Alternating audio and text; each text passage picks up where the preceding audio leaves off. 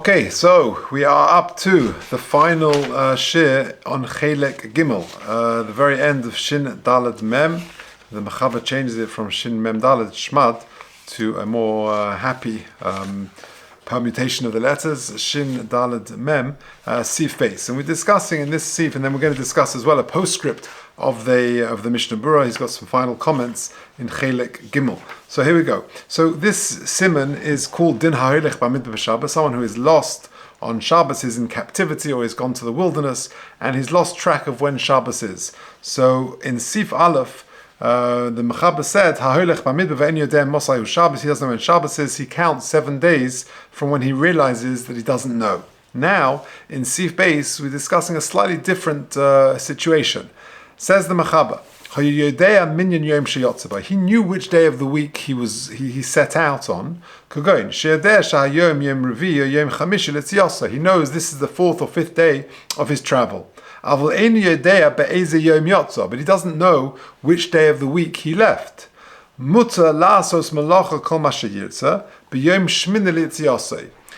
the Mechaber, what we do is we allow him to do melacha on the 8th day from when he set out. For example, he set out, he knows that this is the 4th day of the travel. He didn't know which day of the week he left. So when he gets to the 8th day of travel, he can do melacha no problem. Why? Says the Mechaber, shebeyoyim kazeh yotz mebeisa, because it was this day last week that he left from his house. The bevada lo yotze b'Shabbos, he certainly didn't leave on Shabbos. V'chein b'yom chamisha also b'yom esrim u'shnayim v'chein la'olam, and so too the anniversary, the weekly anniversary of the day when he set out would be fine to do melacha. So again, what's this Sif saying? If a person knows which day of travel it is, it's the 4th, 5th, 6th day of travel, and he just doesn't know which day of the week he left, so then we allow him to do melacha on the anniversary of the day in which he went, which is the 8th day, the 15th day, the 22nd day, because we know for sure he didn't set out on a Shabbos. Good. Says the Mishnah Berurah Sif Katan Yud, Be'eze Yom Yotza Valkein also Lasos Tekef Melacha. But that's the positive. We allow him to do melacha on day 8 and day 15, day 22, because that's the anniversary of when he left. But we can't do melacha immediately. So when he realizes now, hey, I don't know what day Shabbos is, I know it's the 4th or 5th day of travel, so then we don't allow him to do melacha immediately. Why? So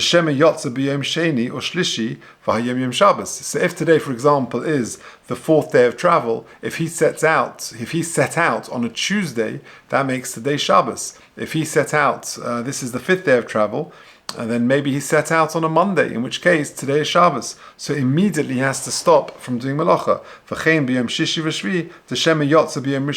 So too, if it's the 6th or 7th day of travel, maybe he set out on a Sunday or Monday.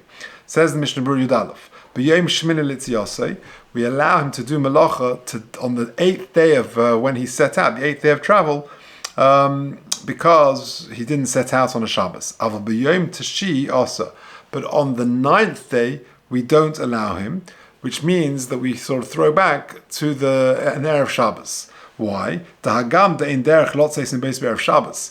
We know that it's unlikely that he would have left on a Friday. However, Dilma Mikla Le Shayar or Nofak Be'erev Shabbos. However, maybe he did. People sometimes you shouldn't really travel on a Friday, but perhaps a caravan came along on a Friday morning and he set out with them. So it's possible he left on a Friday, and therefore on day 9, the 9th day of his travel, which assumes that he set out on a Friday, maybe it happened, and therefore that is a possibility. V'imkein Yom Chil It's Yosu Shabbos, and it could be that the 9th day of his travels is going to be a Shabbos, because if he set out on a Friday, day 2 will be Shabbos, and day 9 will be Shabbos, and therefore we don't allow him to do melacha on the 9th day. But on the 8th day, and so to the night of the 8th day, which is the night before, then that was no problem. We allow him to do melacha because he wouldn't have left on a Friday night or on a Shabbos. Also and the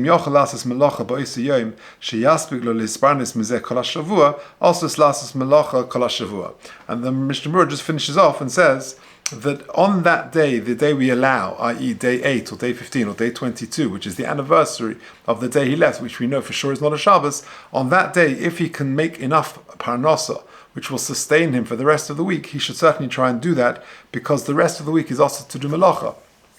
And therefore that is advisory for him to do that. We try and if he can, to make parnasa that will sustain him the rest of the week on that day 8, 15 or 22, etc. Then we should encourage him to do that to avoid Chil Shabbos. Okay, Ad Kan is Shin Dalet Mem. Now, what happens now is that the Mishnah Berurah just has a postscript. Let's go through this together. V'hinei. Al Siman Zeh Be'irarnu Be'ezus Hashem Mishnah Berurah Kol Ha'avos Melachos. Till now, since the very beginning of Chelek Gimel, way many simonim ago, Chelek Gimel starts with Reish Mem Beis, with Kovod Shabbos, and now with Shin Dalet Mem, we're Baruch Hashem 103 simonim later. So Baruch Hashem has taken a long time, but he says in all of this Chelek Gimel, he's described all the Avos and the Avos Melachos and the Toldos, V'gam Hashvusin and the Drabonon, Shegozru Chazal Yosiag V'gedel HaTorah, which is a fence around being over the deraises, Hamuzkarim Shulchan Aruch, which are mentioned in Shulchan Aruch, Levad Memeleches Hoitzah, aside from one melacha which he has not dealt with, i.e. Hoitzah, which is actually when in the list of Hilchas Shabbos in Klal Gadol, in that parak in Shabbos, Daf Ayin Gimel or so, in the Gemara, it lists all 39 melachas. The 39th one is Hoitzah. He hasn't mentioned that either. Why not? Shevo Emiris Hashem b'Siman Haba, because that's going to be the subject of the next Siman, of Siman Shin Mem Hey, of the beginning of the fourth Chelek, which primarily deals with Hoitzah and Erevin. And therefore, all that is left for us to do here is He's going to just talk about a sort of a postscript, a catch-all, just to talk about certain Avos Melachos that have not been mentioned throughout Chelek Gimel. Dainu hamanapetz v'hatoive v'hamesach v'oisa shnei botinirin v'ha'ereg shnei chutin v'hapetzne shnei chutin u'nevarim achas la'achas. So all of these Avos Melachos, which are known as the process of weaving, all of these is going to just very briefly go through each one and explain what they are, just as a sort of a comprehensive conclusion to Chelek Gimel. Now, in order to explain what the Mishnah Berurah is going to be saying, I've done something a little bit unconventional. I've got with me one of my favorite Hilchas Shabbos Sfarim, and that is the 39 Avos Melachos by Rabbi Baruch Chait, the art scroll one for children, but it's a superb sefer and it's good for adults as well.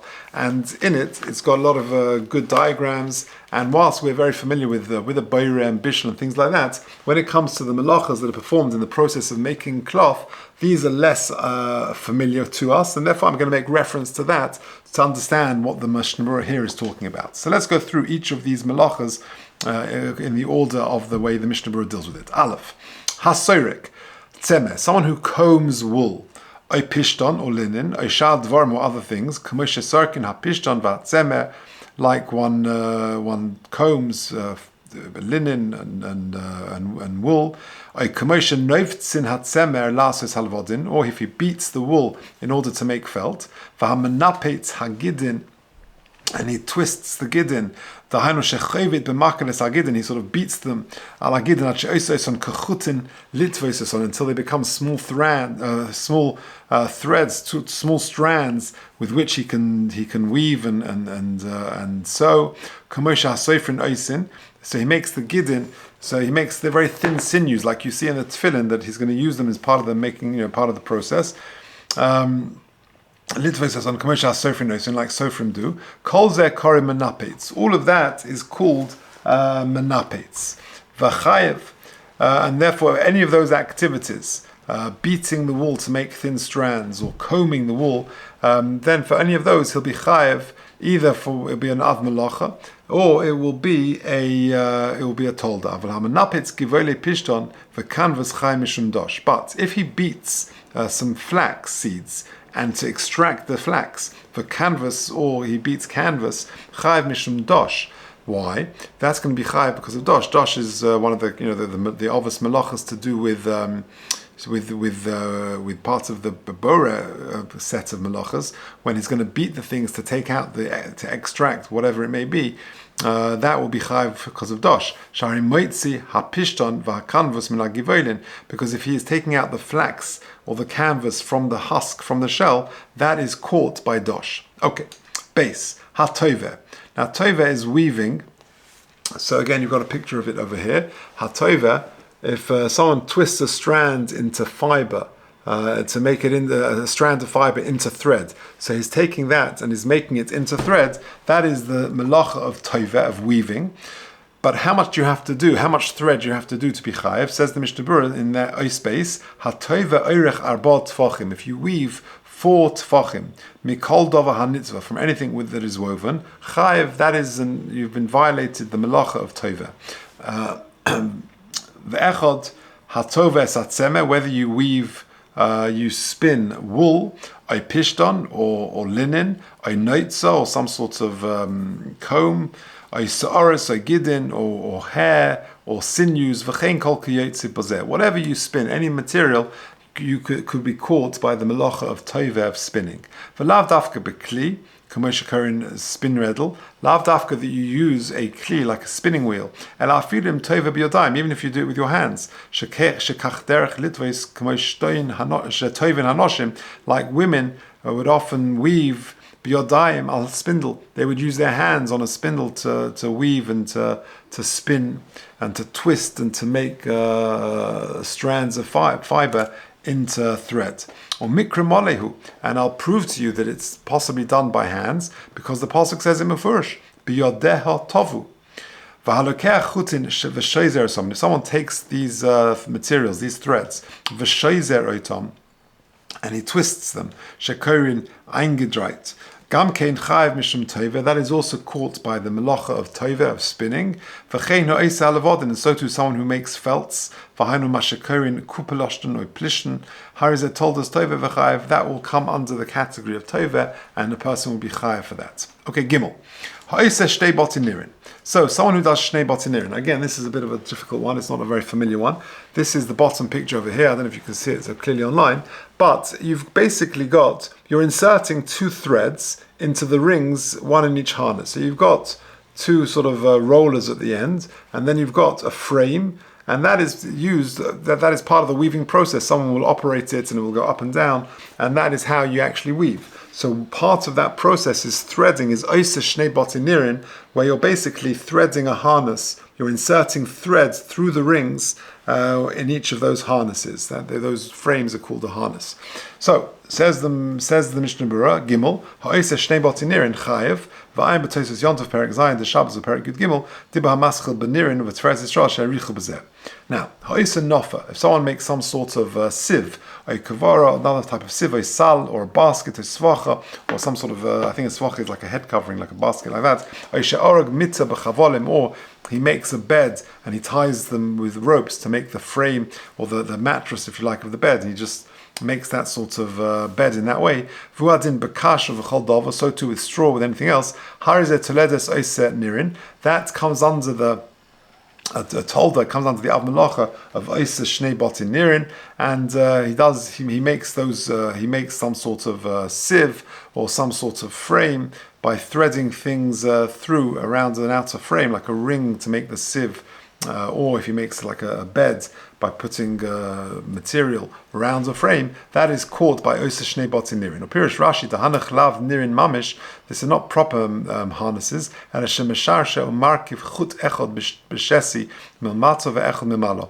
He's doing it one on the upper harness and one on the lower one, uma'amir hashsi bohen ketikunoi, and he's threading it through properly. That's called shnei botin nirin. Okay, next one.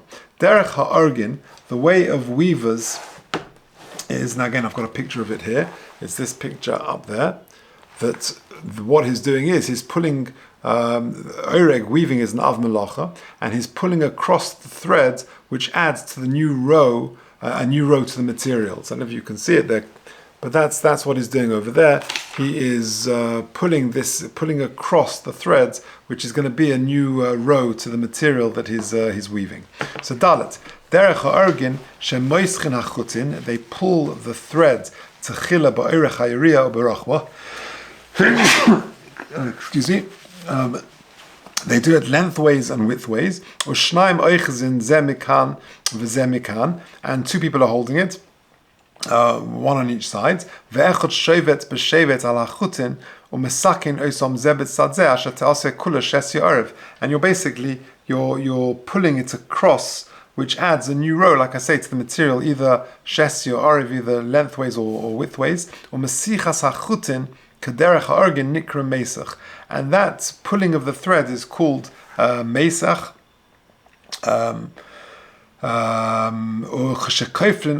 When you sort of double it over,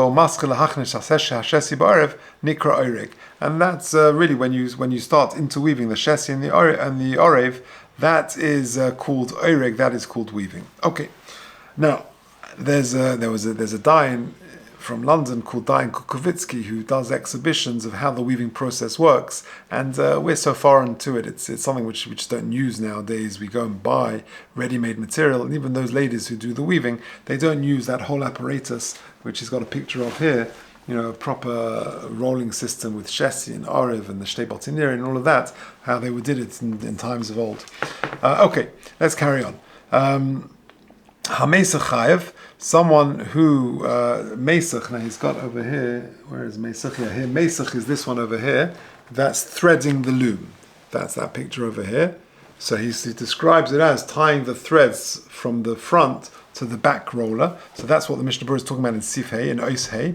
HaMesach Chayev, HaShevet ala chutin, and someone who threads the chutin achi sparku, until they separate of Yisakrim, and then he fixes them. Harizet toledas mesach, that's considered the tolda of mesach. V'hamadakte kesachutin u'afridan be'es hariga, and if you're sort of you're working out and you're organizing the threads and separating the time of hariga, harizet toledas orach, that's considered the tolda of orach.